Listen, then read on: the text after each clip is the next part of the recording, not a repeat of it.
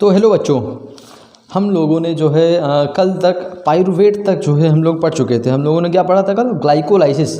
कल यानी पिछले लेक्चर में हमने क्या पढ़ा था? ग्लाइकोलाइसिस। और ग्लाइकोलाइसिस में जो है हम लोगों ने टोटल फाइनल प्रोडक्ट कितना एटीपी बनाया था? 2 एटीपी बनाया था, है कि नहीं?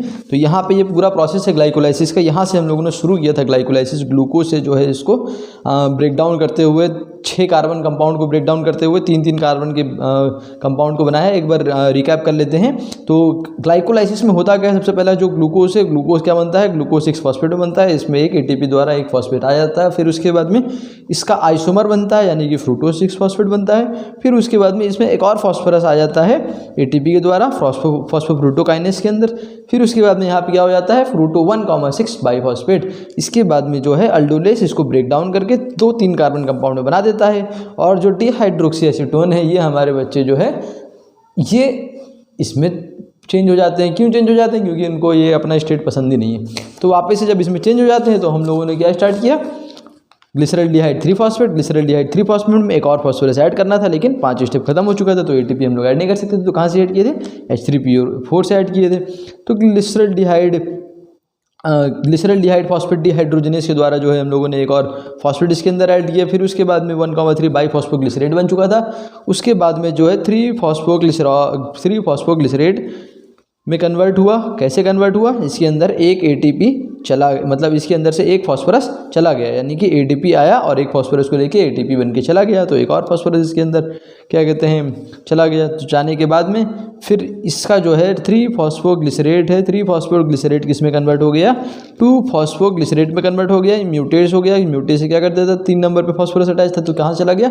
2 नंबर पे चला गया। उसके बाद में इनोलेस के प्रेजेंस में वाटर बाहर निकाला और क्या बनाया? फॉस्फोफिनोल पायरुवेट।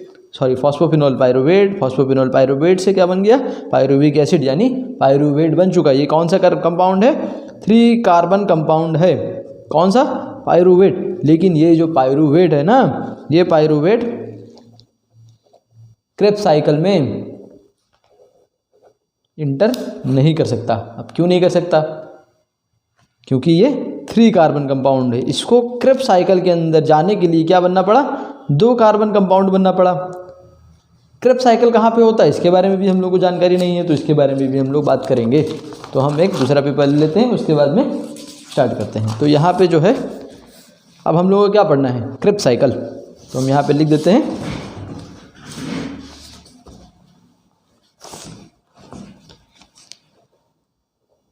Krebs cycle. अब ये जो क्रेब्स साइकिल है, ये क्रेब्स साइकिल किस जगह पे होता है? मान लेते हैं ये माइटोकॉन्ड्रिया का आउटर वॉल है और ये इनर है, आउटर मेम्ब्रेन, इनर मेम्ब्रेन। तो यहाँ पे जो मैट्रिक्स होता है ना, माइटोकॉन्ड्रिया का मैट्रिक्स हम लोगों ने सेल ऑर्गेनल चैप्टर में पढ़ा होगा। तो माइटोकॉन्ड्रिया का जो मैट्रिक्स होता है, इसी पार्ट में क्या होता है? क्रेब्स साइकिल स्टार्ट होता है। तो मैट्रिक्स में जाने के लिए पहले ये पायरुवेट को कहाँ जाना पड़ा? मैट्रिक्स के अंदर जाना पड़ा। पायरुवेट को कहाँ जाना पड़ा? मैट्रिक्स के अंदर जाना पड़ा। तो पायरुवेट किस में कन्वर्ट होता है? 2 कार्बन कंपाउंड में। तो यहाँ पे मैं लिख देता हूँ पायरुवेट को किस में कन्वर्ट होना पड़ेगा? एसिटाइल CoA मतलब को एंजाइम A। ये कितना कार्बन कंपाउंड है? 2 कार्बन कंपाउंड है। इसमें होता क्या है कि NAD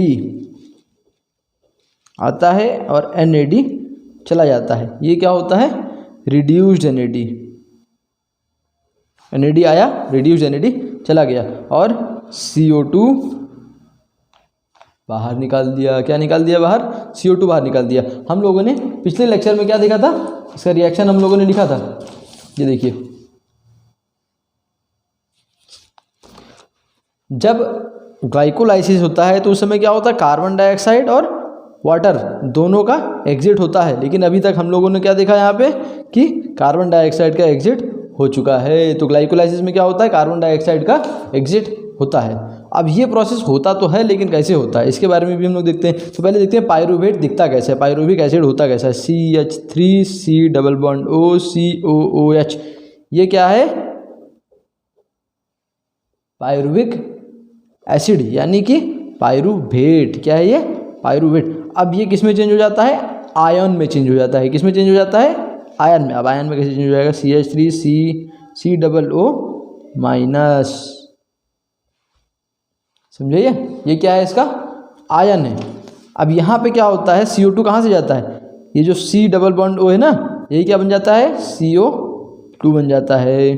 और यहाँ पे होता क्या है, NAD प्लस निकल के NADH, रिड्यूज NADH जो है बाहर निकल जाता है। और बचा क्या, CH3C डबल बॉन्ड O। यहाँ पे सल्फर ग्रुप के अंदर कोएंजाइम A अटैच हो जाता है, इसी को हम लोग क्या बोलते हैं, एसिटाइल CoA। यही क्या होता है, क्रेब्स साइकिल में इंटर करता है। अब यहाँ पे ध्यान देने वाला बात क्या है, जिसके ऊपर हम लोगों को फुल फोकस करना पड़ेगा, वो चीज़ जो है हम लोग यहाँ पे लिख देते हैं। तो क्या है ध्यान देने वाला बात, मतलब कि यहाँ पे जो पूरा प्रोसेस है ना, ग्लाइकोलाइसिस साइकिल अथवा होल सम में कहा जाए तो रेस्पिरेशन। तो ये रेस्पिरेशन जो होता है ना, इसके अंदर टोटल में 38 ATP, कितना ATP, 38 ATP क्या होना चाहिए, निकलना चाहिए। कितना ATP निकलना चाहिए, 38 ATP। तो हम लोगों ने क्या देखा, ग्लाइकोलाइसिस से कितना ATP निकला था अपने को, 2 ATP निकला था। ग्लाइकोलाइसिस से कितना ATP निकला, 2 ATP निकला। और जो है NADH, इसके बारे में मैं आपको बता देता हूँ, एक NADH, 1 NADH टोटल 3 ATP बनाता है। कितना ATP बनाता है, एक NADH 3 ATP बनाता है। और एक FADH 2 ATP बनाता है। कितना ATP बनाता है, 2 ATP बनाता है। एक NADH कितना ATP, 3 ATP। और एक FADH कितना ATP बनाता है, 2 ATP बनाता है। तो हम लोगों ने क्या देखा था उसके अंदर, ग्लाइकोलाइसिस में, कि 2 ATP वहाँ पे बन रहा था। और क्या बन रहा था, और एक NADH बन रहा था। क्या बन रहा था, एक NADH बन रहा था। तो हम यहाँ पे पहले नोट कर लेते हैं क्या क्या बन रहा था ग्लाइकोलाइसिस में। यहाँ पे टॉपिक दे देता हूँ, ग्लाइकोलाइसिस में देखते हैं क्या क्या बन रहा था। ATP कितना बना था, 2 बना था। और NADH कितना बना था, 1 बना था। तो यानी कि ग्लाइकोलाइसिस। अब ये जो ATP बना था, अगर हम दिखाएं आपको पिछली वाले में, तो ये देखिए, ये जो ATP, एक ATP इधर बना, एक ATP इधर बना। लेकिन हमने क्या बताया था, ये कितना मॉलिक्यूल है, 2 मॉलिक्यूल है। ये कितना मॉलिक्यूल है, 2 मॉलिक्यूल है। 2 मॉलिक्यूल इधर, 2 मॉलिक्यूल इधर। लेकिन 2 ATP पहले से हो चुका है, तो टोटल बाई प्रोडक्ट कितना निकला था, 2 ATP का निकला था। तो इसीलिए यहाँ पे क्या पता चलता है हम लोगों को, ATP 2 निकला, NADH 1 निकला। तो जो NADH निकला था, ये सिर्फ एक थोड़े ना निकला था, ये NADH 2 मॉलिक्यूल का था ना। ये देखिए, ये NADH जो यहाँ पे निकला हुआ था, ये क्या था, 2 मॉलिक्यूल का था। इसीलिए 2 NADH निकला। तो 2 NADH निकला, 1 × 2, तो 2 NADH निकला। अब एक NADH में कितना होता है, 3 होता है। तो 2 × 3 = 6, 6 × 2 = 8। तो टोटल ग्लाइकोलाइसिस में कितना ATP निकला, 8 ATP निकला। अब देखते हैं जो लिंक रिएक्शन है। लिंक रिएक्शन मतलब यही यार, पायरूवेट को जो है, ये तुम समझ नहीं पाते हो, पायरूवेट को एसिटाइल CO में जो कन्वर्ट किया है ना, इसी को क्या बोलते हैं अपन लोग, लिंक रिएक्शन। क्या बोलते हैं, लिंक रिएक्शन। क्यों लिंक रिएक्शन बोलते हैं, क्योंकि यही जो रिएक्शन है, यही लिंक करता है किसको, ग्लाइकोलाइसिस और क्रेब्स साइकिल को। तो लिंक रिएक्शन में हम लोग क्या देखते हैं, एक NADH भी बन रहा था। क्या बन रहा था, एक NADH। तो NADH कितना बना लिंक रिएक्शन में, 1 बना। कितना बना, 1 बना। तो × 3 = 3 ATP कहाँ पे बना था, लिंक रिएक्शन में बना था। अब हम लोग क्या शुरू करेंगे, क्रेब्स साइकिल। क्या शुरू करेंगे, क्रेब्स साइकिल। तो अब क्रेब्स साइकिल हम लोग स्टार्ट करते हैं। क्रेब्स साइकिल स्टार्ट करेंगे तभी हम लोग को पता चलेगा कि कितना ATP टोटल में बन रहा है। ठीक है, तो क्रेब्स साइकिल यहाँ पे हमने लिख दिया है। दूसरा पेज लेके आते हैं, उसी में अपन लोग क्रेब्स साइकिल का स्टार्टिंग करते हैं। तो यहाँ पे लेट्स सी, क्रेब्स साइकिल को स्टार्ट करने के लिए जो है, जो हमारे पास में एसिटाइल कोएंजाइम A था ना, इसको हम लोग रिएक्ट करवाते हैं ऑक्सैलो एसीटेट के साथ में। किसके साथ में, ऑक्सैलो एसीटेट। ऑक्सैलो एसीटेट के साथ में यहाँ पे हम जो है पूरा दिखा देते हैं, पूरा साइकिल दिखा देंगे, इसके अंदर क्या क्या एंजाइम यूज़ हो रहा है उसके बारे में भी हम लोग बात नहीं करेंगे। जस्ट हम लोगों को कंसेप्ट क्लियर होगा कि किस तरह से क्रेब्स साइकिल पूरा होता है। तो इसको हम लोग OAA भी बोलते हैं। क्या बोलते हैं? ऑक्सैलो एसीटेट को हम लोग क्या बोलते थे? OAA भी बोलते हैं। तो अब ये जो है ऑक्सैलो एसीटेट, ये एसिटाइल COA 2 कार्बन कंपाउंड था। ऑक्सैलो एसीटेट कितना कार्बन कंपाउंड है? 4 कार्बन कंपाउंड है। कितना कार्बन कंपाउंड है? 4 कार्बन कंपाउंड। तो 4 कार्बन कंपाउंड में 2 कार्बन कंपाउंड मिल जाएगा, तो कितना हो जाएगा? 6 कार्बन कंपाउंड हो चुका है। यहाँ पे कितना कार्बन कंपाउंड है? 6 कार्बन कंपाउंड है। यही ऑक्सैलो एसीटेट किस में चेंज हो जाता है? ऑक्सैलो एसीटेट किस में? सिट्रिक एसिड में। किस में चेंज हो गया? सिट्रेट में चेंज हो गया। सिट्रेट में ये भी जो है 6 कार्बन मॉलिक्यूल है। इसके बाद में ये किस में चेंज हो जाता है? आइसोसिट्रेट में। अब आइसो मतलब आइसोमर, सिट्रेट का आइसोमर मतलब कि आइसोसिट्रेट। आइसोसिट्रेट कौन सा? आइसोमरेज एंजाइम हम लोगों ने पढ़ा था ना ग्लाइकोलाइसिस में। आइसोमरेज एंजाइम क्या करता है? आइसोमर में कन्वर्ट करता है। ISOMERAS isomerase enzyme. यहाँ पे क्या होता है? वाटर का इनटेक, वाटर का आउट। वाटर आया, वाटर चला गया। जो आइसोसिट्रेट है ये भी 6 कार्बन कंपाउंड है। अब ये जो आइसोसिट्रेट है ना, यही क्या बन जाता है? Alpha keto ग्लूट्रेट। अल्फा कीटो ग्लूट्रेट क्या बन गया? अल्फा कीटो ग्लूट्रेट बन गया। यहाँ पे होता क्या है कि NAD+ आता है और NADH यानी एक हाइड्रोजन लेके चला जाता है, और यहाँ पे क्या रिलीज होता है? कार्बन डाइऑक्साइड रिलीज होता है। क्या रिलीज होता है? कार्बन डाइऑक्साइड रिलीज होता है। NADH कितना बना? 1 बना अभी तक हम लोग के पास में, अल्फा कीटो ग्लूटारेट। इसके बाद में दूसरा स्टेप आता है। दूसरा स्टेप में क्या बन जाता है? सक्सेनाइल COA, SUCCINYL, सक्सेनाइल COA, coenzyme A। अब इसके अंदर क्या आता है? कोएंजाइम A का अटैचमेंट हो जाता है। इसमें भी NADH बनता है, NAD+ आया, NADH+H+, कोएंजाइम A के प्रेजेंस में कीटो ग्लूटारेट क्या बन गया? सक्सेनाइल कोएंजाइम A बन चुका है। अब ये जो सक्सेनाइल कोएंजाइम A है ना, ये कितना कार्बन कंपाउंड था? कितना कार्बन कंपाउंड था? यहाँ पे 1 CO2 चला गया, यानी कि यहाँ पे 6 कार्बन था, तो 6 कार्बन से 1 CO2 चला गया, तो बचा कितना? 5 कार्बन। तो यहाँ पे कितना कार्बन कंपाउंड हो गया? ये 5 कार्बन कंपाउंड हो गया। अब यहाँ पे जो कोएंजाइम A है ना, यहाँ पे भी एक और कार्बन डाइऑक्साइड चला जाता है, CO2 चला गया, तो यहाँ पे 5 कार्बन कंपाउंड था। फिर यहाँ पे आने के बाद में कितना कार्बन कंपाउंड हो गया? 4 कार्बन कंपाउंड हो गया। 4 कार्बन कंपाउंड को हम लोग क्या बोलेंगे? सक्सेनाइल COA बोल सकते हैं। अब यहाँ पे होता क्या है कि कोएंजाइम A जो है यहाँ से वापस फिर से चला जाता है। यहाँ से क्या हो जाता है? SH कोएंजाइम A वापस चला जाता है, और यहाँ पे एक ATP बनता है, GTD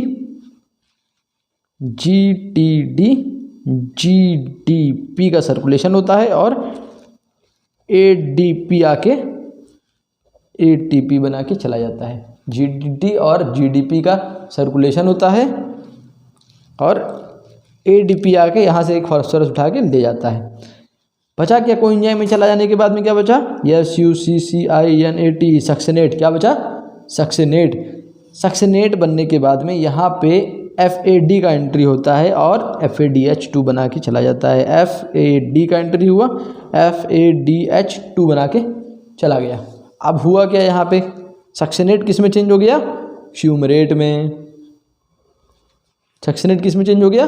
फ्यूमरेट में। और फ्यूमरेट चेंज हो जाता है मैलेट में, यानी मैलिक एसिड, मैलेट में चेंज हो जाता है। फिर एक और यहाँ पे स्टेप होता है, जिससे कि NAD+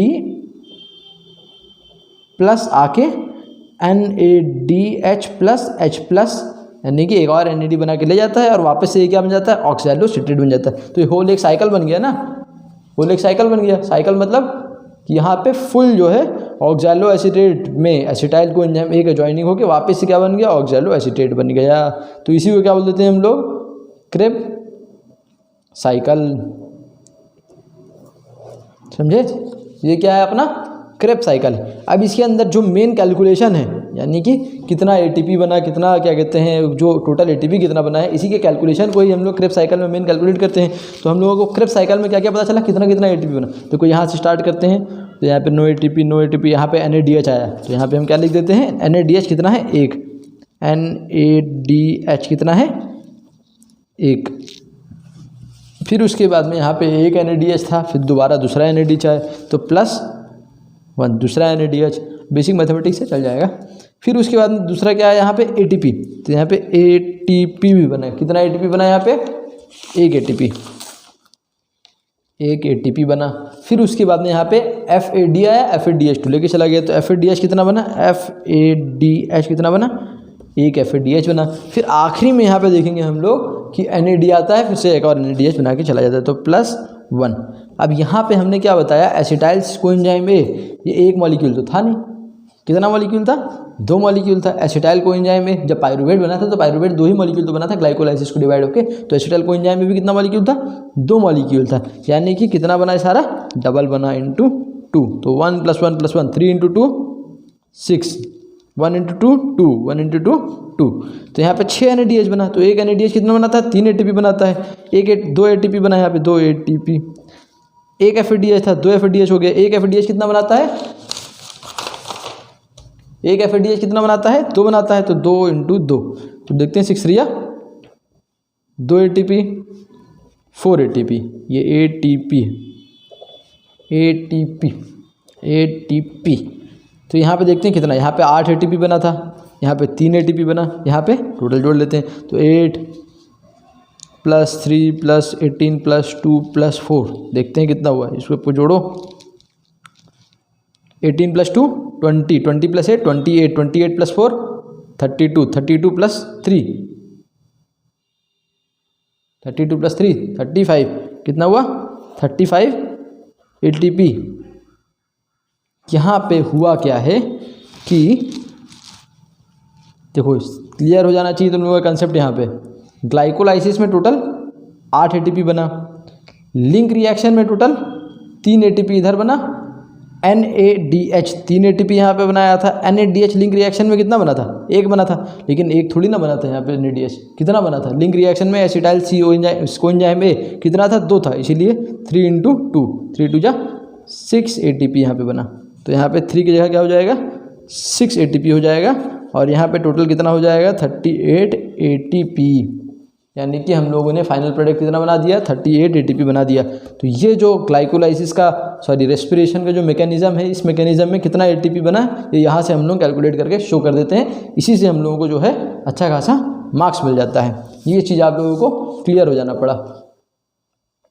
अब ये क्या है? ग्लाइकोलाइसिस का एक प्रोसेस है, जिसके अंदर क्या हुआ, हम लोगों ने कितना ATP बना उसी को यहाँ पे क्या कर दिया हम लोगों ने? कैलकुलेट कर दिया। इसके बाद में जो प्रोसेस होता है इलेक्ट्रॉन ट्रांसपोर्ट चेन का, किस चीज़ का? इलेक्ट्रॉन ट्रांसपोर्ट चेन का। तो पहले एक और बार रिवीजन रिकैप कर लेते हैं हम लोग ग्लाइकोलाइसिस के। इसको देखो, यहाँ पे पाइरूवेट था, पाइरूवेट से क्या बन गया? एसिटाइल कोएंजाइम है, यानी 2 कार्बन मॉलिक्यूल। इसमें हुआ क्या था? पाइरूविक एसिड जो है क्या कहते हैं, आयन में कन्वर्ट हो गया। आयन में कन्वर्ट होने के बाद में इसने एक NADH बनाया, यानी कि यहाँ टोटल 2 NADH बना था, और इसके बाद में यहाँ पे क्या अटैच हो गया? कोएंजाइम ये अटैच हो गया। उसी के बाद में क्या बन गया? एसिटाइल CoA बन गया। यही एसिटाइल CoA किस में अटैच हुआ? ऑक्सैलो एसिटेट में, यानी OA में 6 कार्बन कंपाउंड। ऑक्सैलो एसिटेट किस में कन्वर्ट हुआ? 6 कार्बन कंपाउंड सिट्रेट में। फिर सिट्रेट जो है आइसोसिट्रेट में, आइसोमेरेज के प्रेजेंस में। फिर ये क्या कहते हैं, अल्फा ग्लूटेरेट में जो है कन्वर्ट हुआ 5 कार्बन कंपाउंड, इसमें से एक कार्बन निकल गया था CO2 के फॉर्म में, फिर एक और कार्बन निकल गया तो क्या बन गया? सक्सेनाइल CoA। फिर क्या कहते हैं, इसके अंदर से कोएंजाइम A भी निकल गया तो सक्सेनाइल क्या हो गया? सक्सेनेट हो गया। सक्सेनेट के अंदर एक क्या कहते हैं हाइड्रोजन चला गया तो क्या हुआ? फ्यूमेरेट हो गया। फ्यूमेरेट मैलेट में कन्वर्ट हुआ। मैलेट में फिर से क्या कहते हैं NAD एक हाइड्रोजन लेके चला गया तो क्या हो गया? ऑक्सैलो एसिटेट हो गया। तो ये क्या है अपना क्रेब साइकिल। ये क्रेब साइकिल से टोटल हम लोगों को बाई प्रोडक्ट, टोटल रेस्पिरेशन से बाई प्रोडक्ट कितना निकला? वो है अपना 38। कैसे हुआ? ग्लाइकोलाइसिस में टोटल 2 ATP और एक NADH यानी कि 6। तो टोटल ATP कितना निकला था? यहाँ पे 8 ATP निकला। लिंक रिएक्शन से 2 क्या कहते हैं NADH निकला था, तो एक NADH 3 बनाता है, तो 2 NADH 6 ATP। क्रेब साइकिल में NADH 3 था, ATP 1 था, FADH 1 था, तो ये सारा 2-2 मॉलिक्यूल से बना था, तो 2-2 मॉलिक्यूल से हमने कर दिया × 2 करने के बाद में ये इतना आया। इसको जो है ये सारे को हम लोगों ने जोड़ दिया। जोड़ने के बाद में कितना ATP निकला अपने पास में? 38 ATP। तो ये क्या है अपना क्रेब्स साइकिल। इसके अंदर कोई भी कन्फ्यूजन हो, कुछ एक्स्ट्रा कुछ पूछना हो तो आप हमें कमेंट में बता दें, हम उसके लिए अलग से डिटेल वीडियो बना देंगे। इसमें जो हम लोगों ने एंजाइम का बात नहीं किया, ये हमने एग्जाम के पर्सपेक्टिव से बात किया, इसीलिए एंजाइम्स वगैरह के बारे में भी आप लोगों को चाहिए तो मुझे कमेंट में बताएं और आपको हम पूरा जो है लेक्चर बनाकर देंगे। और इसके बाद में हम लोग क्या पढ़ेंगे वो है इलेक्ट्रॉन ट्रांसपोर्ट चेन। देखो भाई हम पढ़ाते तो जा रहे हैं,